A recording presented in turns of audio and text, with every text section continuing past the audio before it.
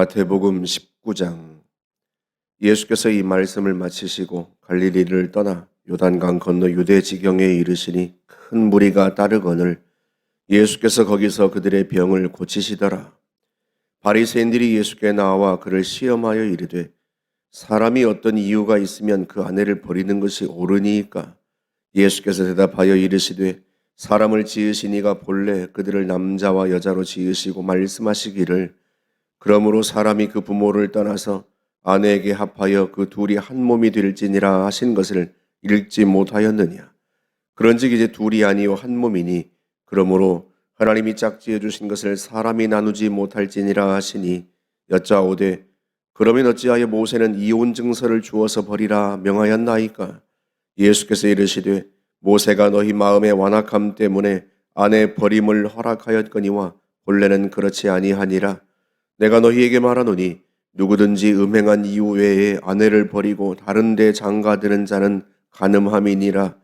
제자들이 이르되 만일 사람이 아내에게 이같이 할진대 장가들지 않는 것이 좋겠나이다. 예수께서 이르시되 사람마다 이 말을 받지 못하고 오직 타고난 자라야 할지니라. 어머니의 태로부터 된 고자도 있고 사람이 만든 고자도 있고 천국을 위하여 스스로 된 고자도 있도다. 이 말을 받을 만한 자는 받을지어다. 그때 사람들이 예수께서 안수하고 기도해 주심을 바라고 어린아이들을 데리고 오매 제자들이 꾸짖거늘 예수께서 이르시되 어린아이들을 용납하고 내게 오는 것을 금하지 말라. 천국이 이런 사람의 것이니라 하시고 그들에게 안수하시고 거기를 떠나시니라. 어떤 사람이 주께 와서 이르되 선생님이여 내가 무슨 선한 일을 하여야 영생을 얻으리이까? 예수께서 이르시되 어찌하여 선한 일을 내게 묻느냐? 선한 이는 오직 한 분이시니라. 네가 생명에 들어가려면 계명들을 지키라. 이르되 어느 계명이오니까? 예수께서 이르시되 살인하지 말라, 간음하지 말라, 도둑질하지 말라, 거짓 증언하지 말라, 네 부모를 공경하라, 네 이웃을 네 자신과 같이 사랑하라 하신 것이니라. 그 청년이 이르되 이 모든 것을 내가 지키어 싸운데 아직도 무엇이 부족하니이까? 예수께서 이르시되 네가 온전하고자 할진대 가서 네 소유를 팔아 가난한 자들에게 주라. 그리하면 하늘에서 보화가 네게 있으리라. 그리고 와서 나를 따르라 하시니 그 청년이 재물이 많음으로 이 말씀을 듣고 근심하며 가니라. 예수께서 제자들에게 이르시되 내가 진실로 너희에게 이르노니 부자는 천국에 들어가기가 어려우니라. 다시 너희에게 말하노니 낙타가 바늘귀로 들어가는 것이 부자가 하나님의 나라에 들어가는 것보다 쉬우니라 하시니 제자들이 듣고 몹시 놀라 이르되 그렇다면 누가 구원을 얻을 수 있으리이까? 예수께서 그들을 보시며 이르시되 사람으로는 할 수 없으나 하나님으로서는 다 하실 수 있느니라. 이에 베드로가 대답하여 이르되 보소서 우리가 모든 것을 버리고 주를 따라 싸운데 그런즉 우리가 무엇을 얻으리이까? 예수께서 이르시되 내가 진실로 너희에게 이르노니 세상이 새롭게 되어 인자가 자기 영광의 보좌에 앉을 때에 나를 따르는 너희도 12 보좌에 앉아 이스라엘 12지파를 심판하리라. 또 내 이름을 위하여 집이나 형제나 자매나 부모나 자식이나 전토를 벌인 자마다 여러 배를 받고 또 영생을 상속하리라. 그러나 먼저 된 자로서 나중되고 나중된 자로서 먼저 될 자가 많으니라. 아멘.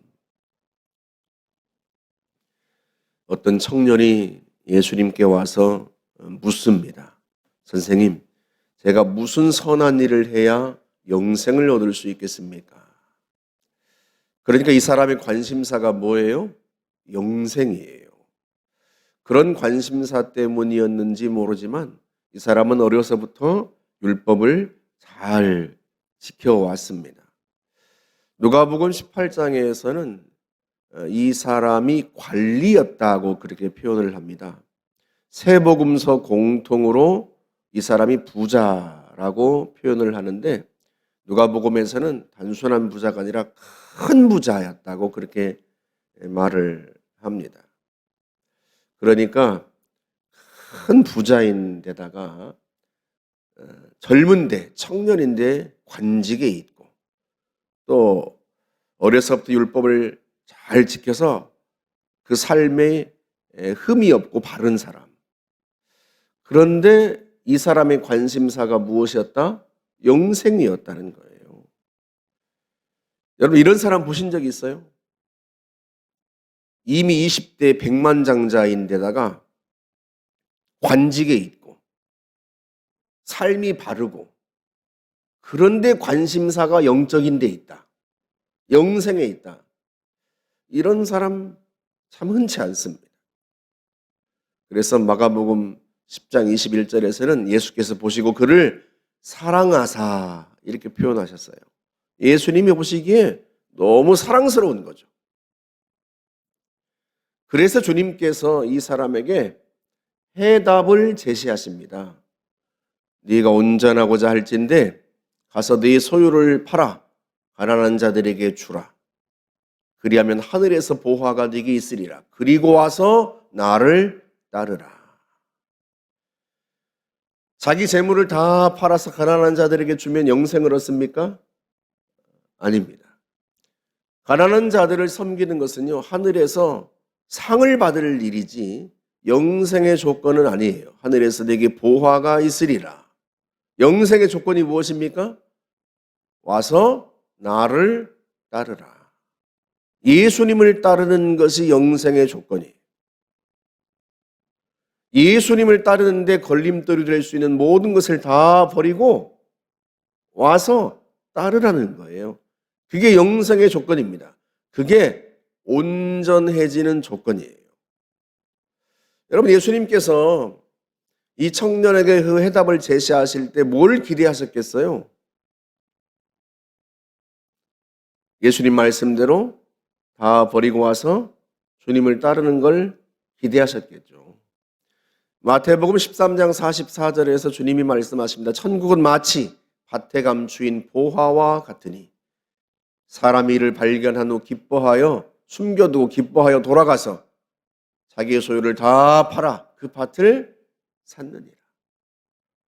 소장농이 밭을 갈다가 땅에 숨겨진 보물을 발견했어요.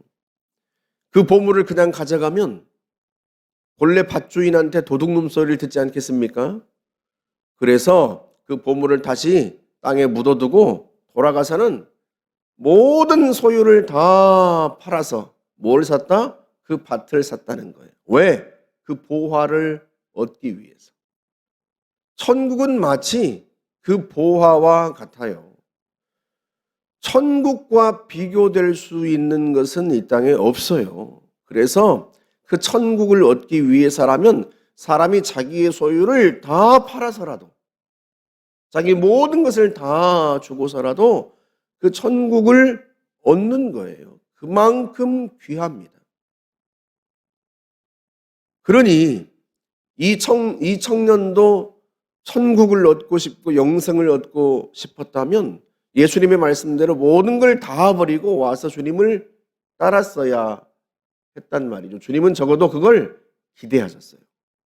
자기가 가진 모든 것보다 더 천국을 중요하게 여기고 귀히 여겨서 주님의 말씀을 순종하고 다 버리고 와서 주님을 따르기를 기대했습니다. 그런데 그 청년이 어떻게 했다고요? 그 청년이 재물이 많음으로 이 말씀을 듣고 근심하며 돌아가니라. 본래 이 청년의 관심사가 무엇인 것처럼 보였어요? 영생, 하나님의 나라. 그런데 예수님의 말씀을 듣고 나서야 비로소 자기의 진심이 보이는 거죠. 이 청년은요, 영생보다 재물이 더 중요해요. 하나님보다 재물을 더 사랑했습니다. 그러니까 이 청년이 영생을 갈망하는 것은 순수한 영혼의 소망이 아니었던 거예요. 단지 내가 갖고 있지 못한 것을 갖고 싶어하는 탐욕일 뿐이었던 거죠. 만약에 이 청년이 재물이 없었다면요, 재물을 얻기 위해 열심히 수고했을 거예요. 그런데 이미 재물이 많아요. 큰 부자입니다. 관직도 있어요. 다 가졌단 말이죠. 사람들의 신망도 얻고 있고요. 삶이 바르니까. 단 하나 소유하지 못한 것이 있다면 그게 뭔가? 그게 영생이에요. 그래서 영생을 소유하고 싶어서 예수님께 와서 질문했던 거예요. 무슨 선한 일을 하면 영생을 얻을 수 있겠습니까? 자기가 지금껏 선한 삶을 살아왔어요. 그런데 아직도 자기 속에 영생에 대한 확신이 없어요. 그래서 영생을 얻고 싶어서 어떤 선한 일을 더 해야 되냐고 주님께 물었던 거죠.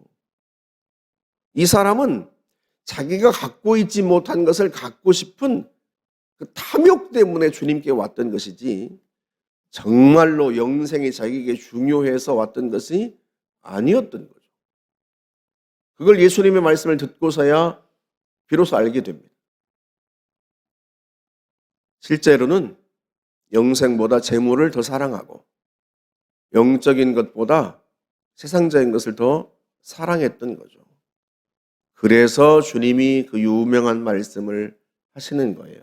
내가 너희에게 이르노니 부자가 천국에 들어가는 것이 어려우니라. 다시 너희에게 이르노니 낙타가 바늘귀로 들어가는 것이 부자가 천국에 하나님의 나라에 들어가는 것보다 쉬우니라.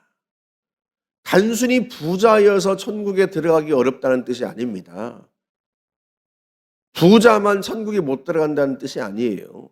탐욕이 그를 사로잡고 있기 때문에 천국에 들어갈 수가 없다는 거예요. 이 땅에는요, 탐욕의 대상들이 많죠. 재물, 권력, 지위, 인기, 이성. 그 탐욕이 우리로 하여금 하나님의 나라에 들어가지 못하게 가로막습니다.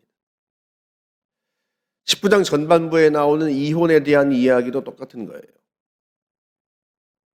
왜 이혼 증서를 주고 아내를 버립니까? 아내를 버리는 이유가 뭐겠어요? 그 당시 사람들이. 다른 여자를 얻기 위해서 아내를 버리는 거잖아요. 그런데 마치 그것이 율법에 합당한 것처럼 그렇게 행동한단 말이죠. 예수님께서는 안 된다고 말씀하세요.